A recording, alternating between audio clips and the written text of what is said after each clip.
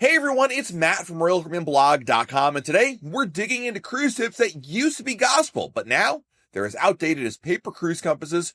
Putting your phone in a Ziploc bag or thinking pizza at 2 a.m. somehow won't taste incredible. Cruising changes, technology changes. Royal Caribbean changes faster than I can book another cruise for research, and that means some of the most common pieces of advice out there are straight up relics from a bygone era. So today, I'm breaking down the outdated cruise tips you no longer need to follow, including a couple that might be controversial. Not La Biddy level controversial, but still, let's get to it.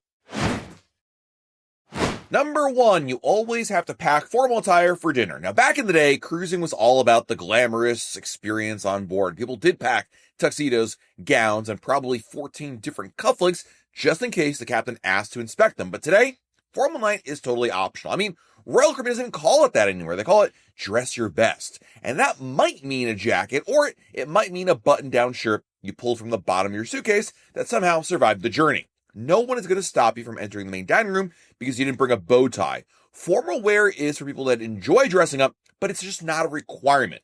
Does that mean you should ditch your dress clothes completely? No, bringing one nice outfit is great if you like photos or want a really nice fancy night out. But the idea that you must pack formal attire is about 20 years out of date. And if anybody gives you a hard time, just say, I follow modern cruise fashion trends. Matt said so. Actually, definitely don't quote me. That's a bad idea. Number 2, pack extra power adapters because cruise cabins have no outlets. Older ships like Voyager class, Radiance class, really any ship that is older than the last 10 years and only had like one outlet, and it was usually in the corner, behind the TV, blocked by a lamp, next to another lamp, under a shelf, near a drawer, basically a treasure hunt. But on new ships like Icon of the Seas, Star of the Seas, Wonder of the Seas, Utopia of the Seas, basically any ship that's really been built in the last decade or so, Royal Caribbean has added a lot more outlets and USB ports. I mean, Icon's cabins practically look like they were designed by somebody who charges 11 devices every night, which I kind of do. So here's the new updated rule. If you're on a new ship, something that's built in the last 5 to 10 years, you don't have to necessarily go out of your way and buy a new power adapter out there that has a voltage converter that can also run a small city potentially. I mean, I bring a lot of devices on board, and I find that when I'm on the Icon class ships or the newest Oasis class ships, I really don't need my power adapter and I rarely take it out. But if you happen to be sailing on an older ship, then definitely bring a power adapter. Make sure it's a non-surge power adapter that only has one AC outlet. The amount of USB outlets is totally fine. Remember, Royal Caribbean doesn't allow multi-plug outlets anymore, so leave those at home. Another tip that really does apply to Royal Caribbean's newest ships, and primarily actually we can go even more than like 10 years, maybe the last 20 years ships, is that make sure to book a shore excursion in every single port. This was the classic advice that a lot of people once believed in, that if your ship dock in a port, you really ought to get off the ship and explore and do something out there. And while the places your cruise ship visit can be absolutely stunning and beautiful, and there is a compelling reason to do that, I do think the tip that you need to book a shore excursion in every single port is actually outdated. Yes, excursions are great. Yes, exploring ports are awesome. But you know what else is awesome? A really empty cruise ship. Staying on board is one of the best hacks no one talked about until recently. You get very few, if any, lines at the pool. You get your pick of chairs by the pool deck. Barely anybody in the solarium. A really quiet windjammer, which is a miracle. Spa discounts. No waiting for the flow rider. And the rare ability to see the gym empty enough that you might actually use it. You don't need to book a shore excursion in every port. Pick maybe one or two that you're excited about, but then also pick one port to stay on board. It'll feel like a free sea day. And bonus tip, if it's Nassau and you've been already a bunch of times, then definitely stay on board. Unless, of course, hey, it's 2026 and you're going to go to the new Royal Beach Club, then never mind. Get off the ship! For number 4 on my list, I've got a couple of packing tips for you. Number 1, don't bring walkie-talkies as a way to stay in touch with your family. This is such a relic of the pre-smartphone cruise era when people tried to track down their kids using technology that sounded like an airport runway. Walkie-talkies on a cruise ship are loud, annoying, echo through the hallways, and offer approximately 1% privacy. Plus, you get the classic conversations like, Matt to Vicky, do you read me? Vicky, over. Matt, I'm in literally next room. This is why it's outdated. Royal Caribbean ships have enough Wi-Fi that's really good for texting and calling. I really recommend instead you purchase a Wi-Fi package, so that way you can use an agreed upon app, like maybe Facebook Messenger, WhatsApp, even iMessage, to message each other quite easily with a lot more privacy. Royal Caribbean also has for free, instead of buying a Wi-Fi package, a chat feature. The chat feature is pretty good. It works really well for adults, and it's good enough, and considering it's free, what's to argue about? The only issue is, number one, the notifications can be a little hit or miss. Number two, if you have kids under the age of 13, technically, they can't use the Royal Caribbean app because of privacy reasons. And so it makes it difficult to message them. I mean, they could log in with an adult's account, but then you're messaging yourself. It merely makes it more difficult. So a Wi-Fi package just simply works better.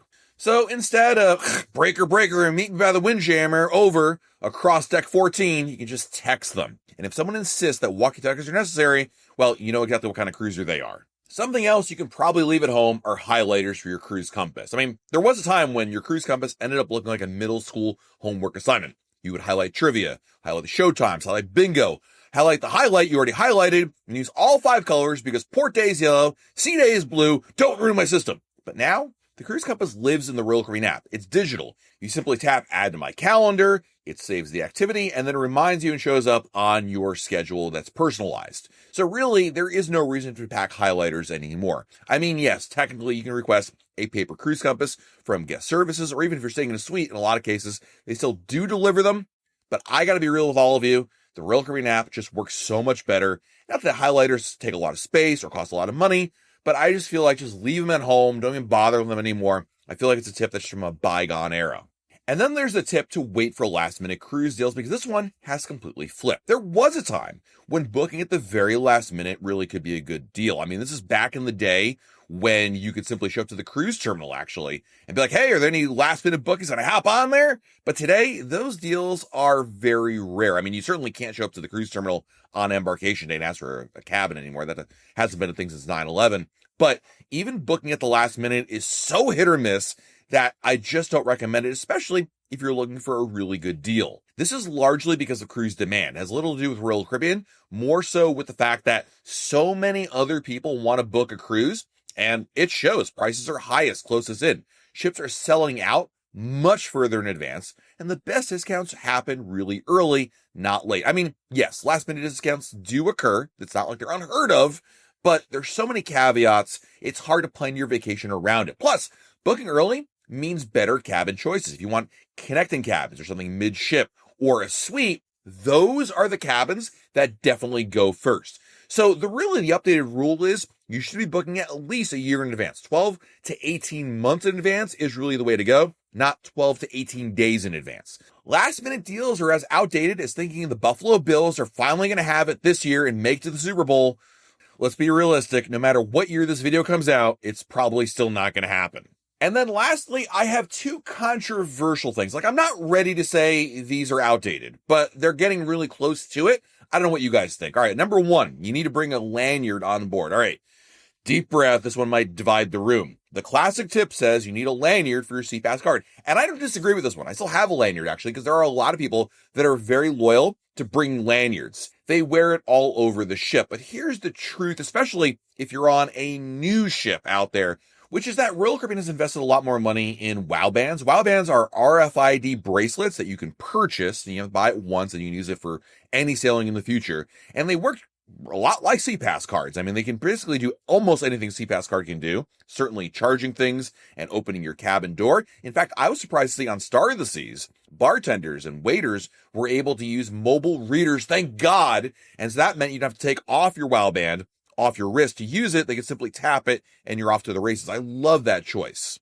Not only are WOW bands convenient, but they also mean you can go into the pool without worrying about them getting wet or lost or anything like that. And while I'm not a fashion expert, I never really liked the look of a lanyard. That being said, WOW bands aren't like totally baked yet. This is why it's a controversial one. It's not quite up to par. And of course, not all Royal Caribbean ships have WOW bands yet. However, it is something to consider if you're going on one of Royal Caribbean's bigger, newer ships to do that.